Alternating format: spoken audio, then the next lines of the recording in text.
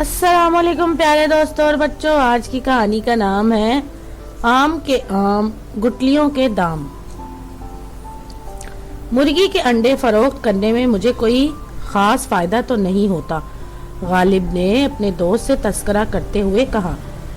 लोग तो इस काम में खूब मुनाफा कमाते हैं, तो फिर तुम क्यों ना काम रहते हो? क्या बताऊं, एक बार मैंने अंडे जिस दाम पर खरीदे तो मालूम हुआ कि दूसरे दिन मार्केट में अंडों की कीमत गिर गई, लिहाजा मुझे और भी कम दाम करके फरोख्त करना पड़े।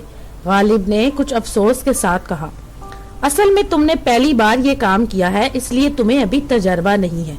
गालिब के दोस्त ने कहा, कहती तो तुम ठीक हो, ये काम मैं वाकई में पहली बार कर रहा हूँ। गालिब ने कहा, ये बताओ, अंडे जिस पेटी में आते हैं, इस पेटी का और इसमें मौजूद घास का तुम क्या करते हो? गालिब के दोस्त ने इससे पूछा।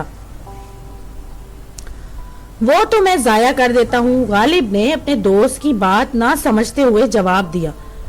ये क्या बात हुई? तुम्हें तो इन पेटियों और घास के भी अच्छे खासे पैसे मिल सकते हैं, वो कैसे? गालिब ने हैरत से पूछा।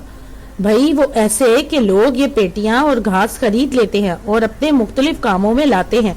अब तुम ये करो कि अंडे बड़ी मार्केट से होलसेल दाम पर लाओ और अंडों की पेटियां और घास के लिए मैं तुम्हें एक शख्स से मिलवा देता हूँ जो तुमसे मुनासिब पैसों में पेटियां और घास भी खरीद लेगा।